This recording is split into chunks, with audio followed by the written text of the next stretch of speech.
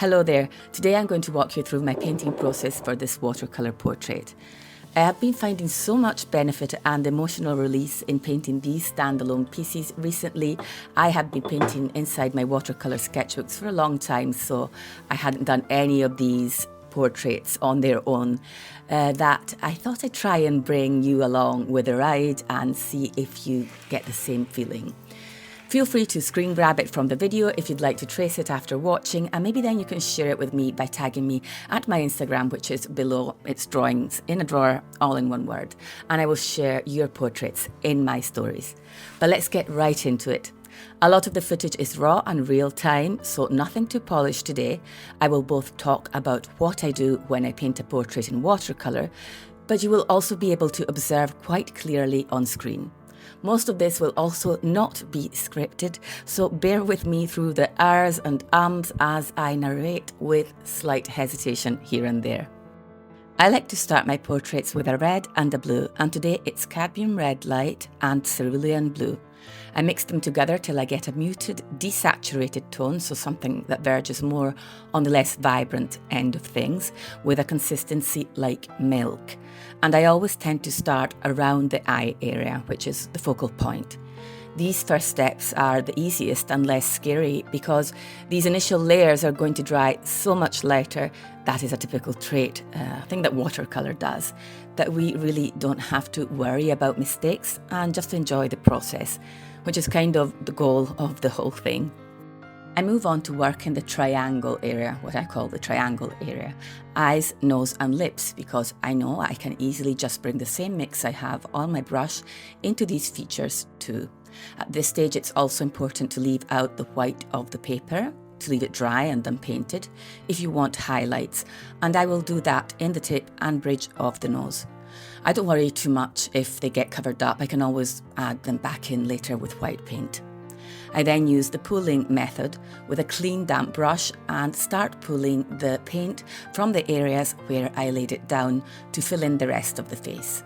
I clean my brush in water very often at this time while I'm doing this because I want this part to be lighter. I am not aiming at having the same value, the same darkness of colour all over the face. So more concentrated towards the lips, nose and around the eye area, and lighter in the rest of the face for this stage. I then go back into the Cerulean Blue and start working inside the white of the eye, which is never really white, and in the shadow areas on the face. It's sometimes very scary to put in the shadows in portraits, but you'll see me go so much darker than this. I think this is a very enjoyable time as you gradually see the portrait become less flat. I try to use less colours as possible, and even when I mix browns initially, I do so by mixing the blue, the red and raw sienna.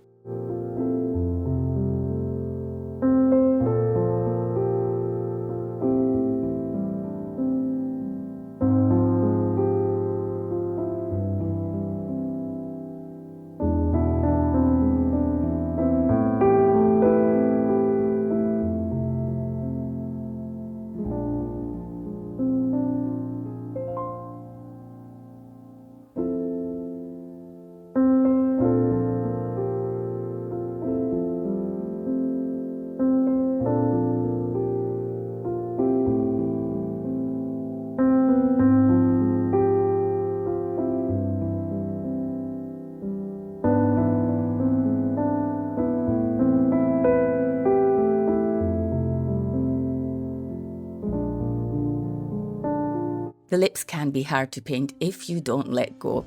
There is never a harsh outline, so paint with wet paint and allow it to go beyond the lip line. I promise you this will look fantastic in the end. I start with the Cadmium Red Light, leaving the white slit of paper dry on the bottom lip as a highlight, but I make sure to work with both warm and cool colours. I will use permanent rose and raw sienna and even go in with violets and blues in the corners of the lips. The alternation between these warm and cool colours blending on the paper on their own really works like magic in my opinion, and I find it so soothing to watch.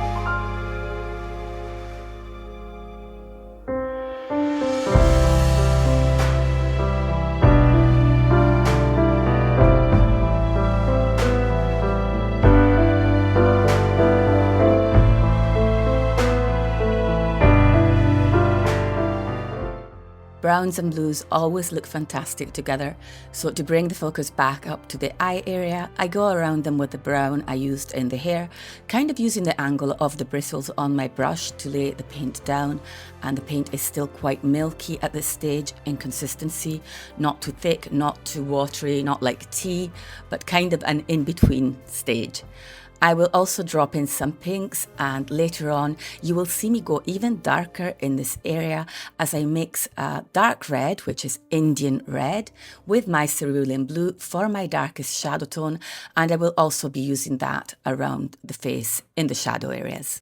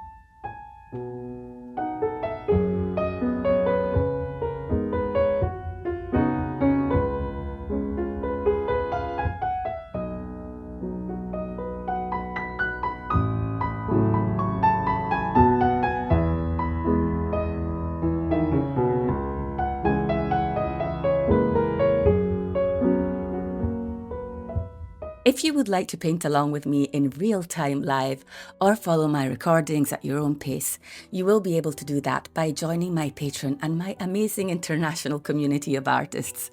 I will leave the link in the description box so you can find it if you want to. And right now is where you will see me go in with that mix of Indian red and cerulean blue to really deepen the shadow areas around the eyes and allowing the eyes to pop and the shape of the nose to become more chiseled and defined, and just to bring balance to the whole face. Always looking at the reference image you are using to make sure you get 3 values of tone in there: a dark, a medium and a light. That will give you the 3-dimensionality you need. I also want to take a moment to go back to talking about the healing and therapeutic power of art. These portraits have really become a diary of my emotions recently. It doesn't matter if they don't look like you. If they do look like you, they don't have to be self-portraits, or they can be self-portraits. They can represent certain aspects of you, certain emotions. They can pay tribute to part of your character, or a memory, a wish, a desire, a hope, a fear. You don't have to justify yourself. Sometimes people say I always paint beautiful girls, but for starters, that is not true. If you look back over my old videos, you will see that I paint every kind of woman, and the fact to me is that they are all beautiful. I felt like I had to justify myself constantly for painting what some might call conventionally attractive women. The fact is, we can paint whatever we like. Don't listen to your old art teacher's voice who scolded you in middle school, or anyone who badmouthed your art or criticised it in some way or another. Don't listen to anyone. Just make your art without any fear, unapologetically. It's only about you anyway. So just go for it.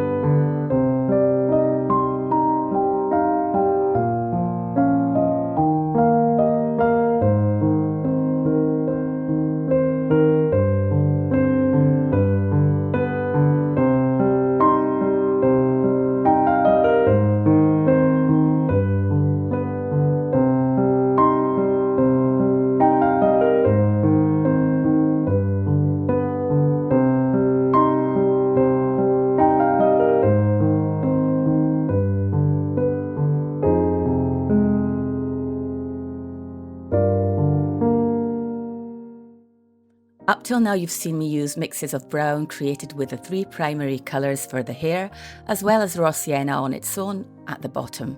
But I will go in later with darker values like Indian red mixed with the cerulean blue and even some neutral tint to the lower right side, under the chin area where there's usually a shadow cast by the chin.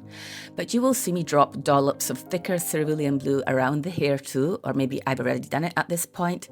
My style is quite loose and expressive, and I find that adding colour to the hair just helps me lean more in that direction.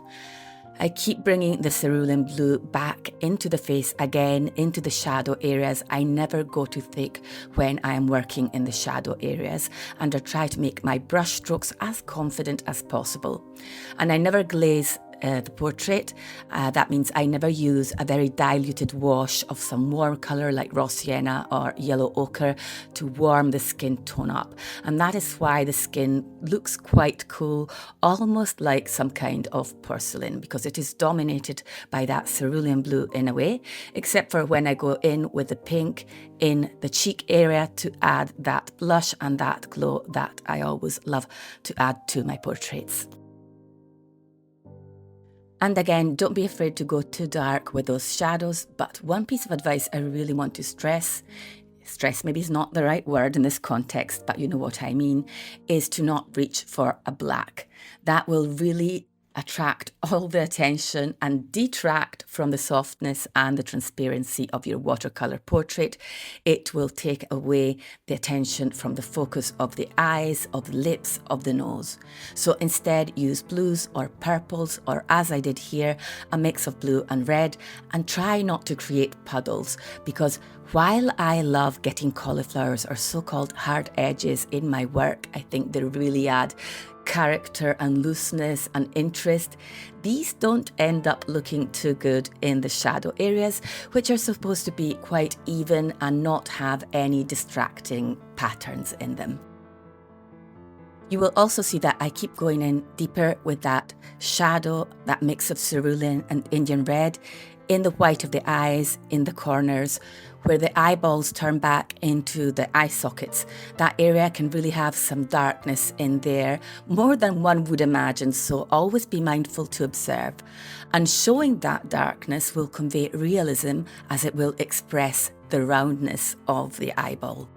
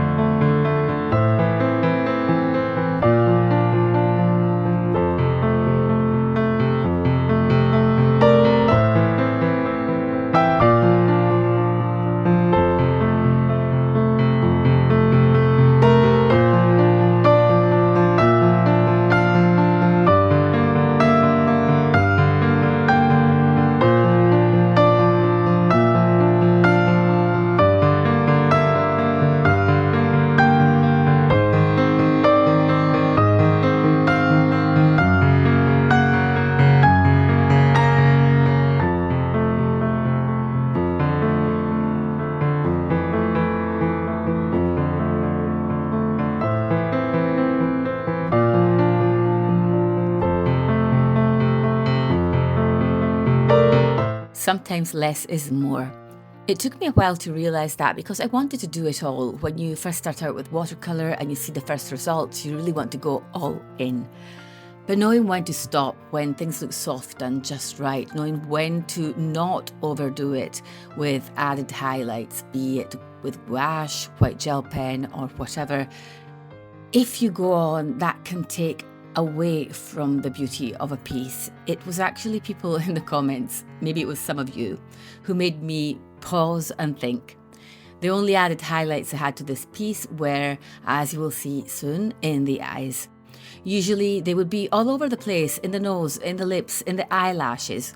Less is more, even when it comes to eyelashes. And looking back on old recordings, I find I like the portraits more with wispy brown, fine eyelashes, rather than with full-on black ones. You can always add later. You can always go back in. So start with less and then you can still build up later on. I think that's a good rule of thumb.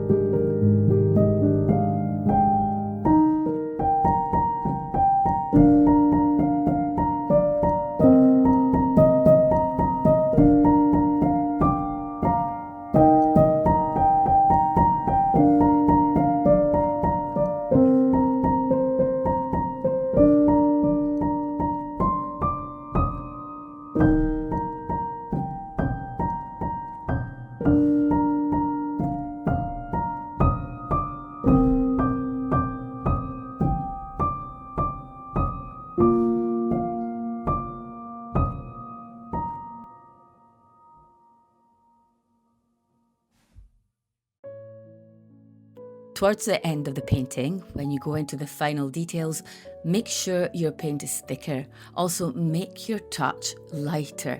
The bristles should touch the paper as light as a feather. When you paint the iris and the eye, for example, don't stick to one colour. Let them melt and blend, and when the colour is still damp, use a dry brush to lift some of the paint out to replicate the effect of light. Watercolor's greatest magic is discovered through exploration and, above all, what you would think might turn out to be a mistake. Don't think that way. Dive headfirst into the possibility of error, and new paths will open up. I'm not just trying to be poetic here, it is the truth. Try it and let me know, or if you already know, leave your experience in the comments down below.